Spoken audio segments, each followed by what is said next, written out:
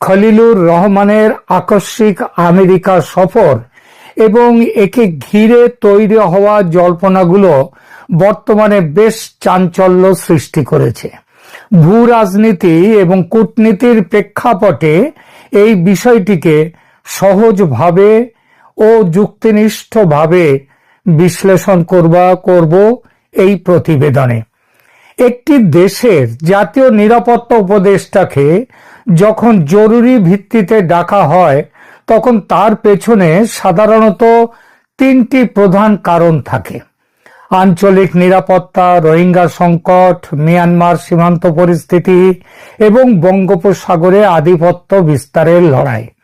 এছাড়া কৌশলগত ভারসাম্য, বাংলাদেশ যেন কোনো বিশেষ অক্ষ, সেই অক্ষের যেমন চীন, পাকিস্তান তার দিকে অতিরিক্ত ঝুঁকে না পড়ে সেটা নিশ্চিত করা। এবং তৃতীয়ত অভ্যন্তরীণ স্থিতিশীলতা, মানে নির্বাচনের আগে দেশে কোনো ধরনের চরমপন্থা বা অরাজকতা সৃষ্টির ঝুঁকি আছে কিনা সে বিষয়ে গোয়েন্দা তথ্যের আদান প্রদান। খলিলুর রহমানের দুবাই থেকে সরাসরি আমেরিকা ছুটে যাওয়া ডাক পাওয়ার সাথে সাথেই এটি প্রমাণ করে যে বিষয়টি সময় সাপেক্ষ, মানে সময় তো দেয়া হয়নি, বরং খুবই তাৎক্ষণিক, ইনস্ট্যান্ট ছিল, জরুরি তলব। তবে জনমনে প্রচলিত জল্পনাগুলোর সবকটি সত্য হবে এমন নয়। বড় দেশগুলোর কূটনীতি অনেক সময় চেক অ্যান্ড ব্যালেন্স বা ভারসাম্যের রাজনীতির উপরে নির্ভর করে। এখন দেখা যাক বিভিন্ন মহলে খলিলুর রহমানের যাওয়া নিয়ে যে জল্পনাগুলো চলছে এবং ওই আগের যে তিনটি কারণের কথা বললাম সেইগুলোর ভিত্তি করে একটু বিস্তারিত সেই জায়গাগুলো আমরা আলোচনায় নিয়ে আসি, দেখি সেই জল্পনাগুলো যেগুলো চলছে সেগুলো কি রকম। প্রথমে দেখা যাক খলিলুর রহমানকে যেরকম জরুরিভাবে ডেকে পাঠিয়েছে আমেরিকা, সেটাকে আমন্ত্রণ বলবো না জরুরি তলব বলবো? কূটনৈতিক ভাষায় কোনো স্বাধীন দেশের উচ্চপদস্থ কর্মকর্তাকে অন্য দেশ সাধারণত তলব করতে পারে না, তবে জরুরি আলোচনা বা বিশেষ আমন্ত্রণে ডেকে পাঠানো হয়। খলিলুর রহমান যেহেতু জাতীয় নিরাপত্তা উপদেষ্টা, তাই তার এই সফর নিশ্চিতভাবেই কোনো গুরুত্বপূর্ণ নিরাপত্তা বা কৌশলগত আলোচনার ইঙ্গিত দেয়।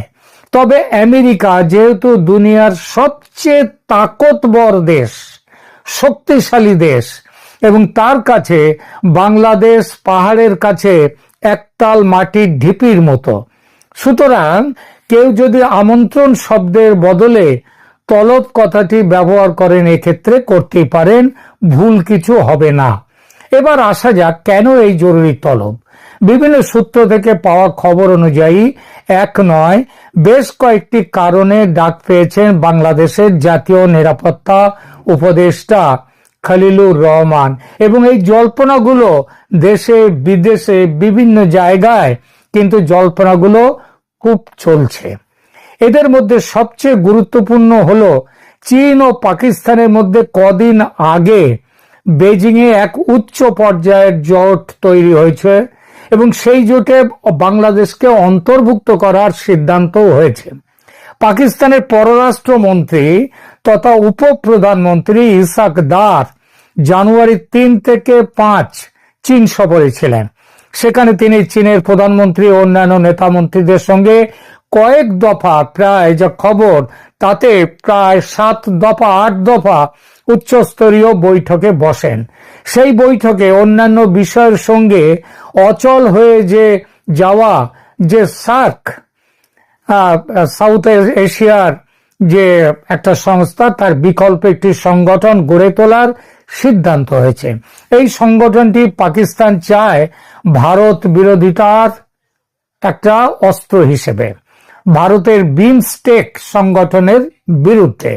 খবরে এটাও প্রকাশ যে সিদ্ধান্ত গৃহীত হওয়ার পরই ইসাক দার ফোন করেন বাংলাদেশ অন্তর্বর্তী সরকারের পররাষ্ট্র উপদেষ্টা তৌহিদ হোসেনকে। তৌহিদ হোসেন ওই সংগঠনে যোগ দিতে যে এক পায়ে খাড়া বাংলাদেশ সেটাও জানিয়ে দিয়েছেন। কারণ ভারত বিরোধিতা পাকিস্তানের মতোই বাংলাদেশের বর্তমান সরকারের রাষ্ট্রধর্ম। ভারত বিরোধিতা ঠিক সেভাবে কিন্তু চীনের রাষ্ট্রধর্ম নয়, কিন্তু তাদের নজরে আছে আমেরিকার বিরোধিতা। ইন্দো প্যাসিফিকে চীনকে বাড়তে দিতে চায় না আমেরিকা, আবার চীনও চায় নিজের প্রভাব বাড়াতে। আবার ওই যে ভারতও চায় চীনের প্রভাব রোধ করতে এবং সেই সঙ্গে নিজের প্রভাব বাড়াতে। অর্থাৎ চীনের বিরুদ্ধে ভারত আর আমেরিকার জোট, আবার ভারতের বিরুদ্ধেও পাকিস্তানের জোট চীনের সঙ্গে। যে যার জোটকে শক্তিশালী করবার জন্য টানছে বাংলাদেশকে। ভারতের সঙ্গে বাংলাদেশের সম্পর্ক এখন তলানিতে বলার অপেক্ষা রাখে না, তাই ভারত সরাসরি কথা বলছে না বাংলাদেশের সঙ্গে। এগিয়ে এসেছে আমেরিকা। খলিলুরকে তলব সে কারণে, এবং আমেরিকার তরফ থেকে বাংলাদেশকে এই কথাটি বলে দেয়া বা এই হুঁশিয়ারি দেয়া যে চীনের সঙ্গে হবনবিং, বেশি মেলামেশা আদৌ পছন্দ নয় আমেরিকার, সুতরাং এগিয়েও না। দ্বিতীয় যে বড় কারণ এই প্রসঙ্গে, খলিলুরের এই হঠাৎ জরুরি তলব পেয়ে যাওয়া প্রসঙ্গে, সে কারণটা হলো বাংলাদেশ বিমান বাহিনীর প্রধানের পাকিস্তান সফর এবং পাকিস্তান থেকে চীনের তৈরি যুদ্ধ বিমান ক্রয়ের সিদ্ধান্ত।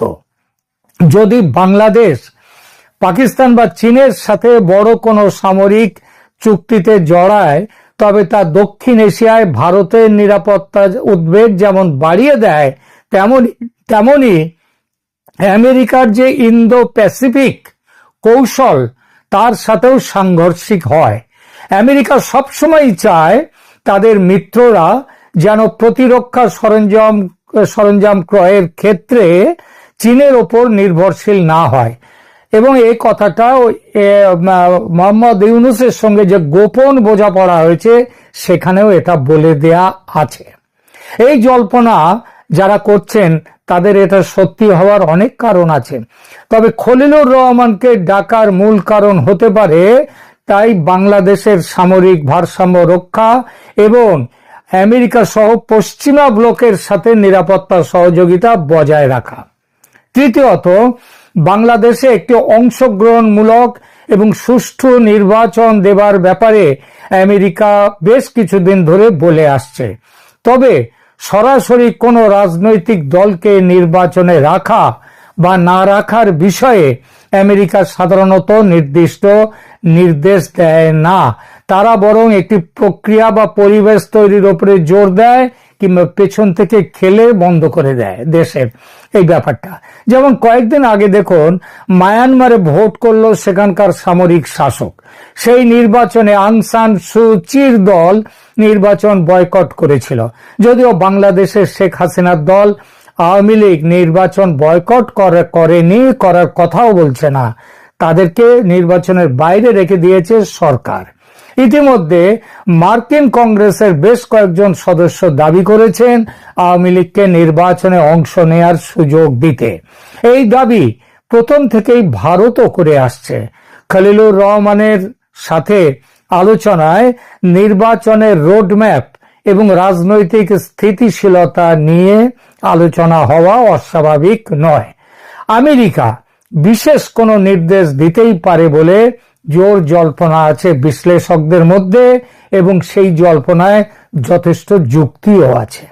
চতুর্থত, অন্তর্বর্তী সরকারের প্রধান পদ থেকে মোহাম্মদ ইউনূসকে সরিয়ে দেয়া, তাকে বলে দেয়া আপনি পদত্যাগ করে সেফ এক্সিট নিয়ে আপনার খুশি মতো আপনি ফ্রান্সে যান, কারণ ফ্রান্সে তার বহু কয়েকশো কোটি ডলারের তার বিনিয়োগ আছে ফ্রান্সে।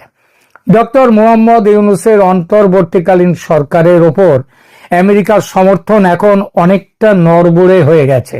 এর বেশ কিছু কারণ আছে, তার মধ্যে ইউনূসের আমলে মানবাধিকারের তীব্র যে সংকট সেটা প্রধান।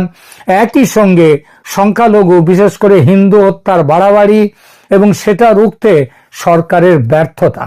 এছাড়া ইউনূস সরকারের প্রশ্রয়ে যেভাবে মৌলবাদীরা দেশের দখল নিচ্ছে সেটা আমেরিকার মাথা ব্যথার কারণ হয়ে উঠেছে। তাই তার পদত্যাগ নিয়ে আমেরিকার চাপ দেওয়ার বিষয়টি অন্তত এই কারণের জন্য অযৌক্তিক মনে হয় না।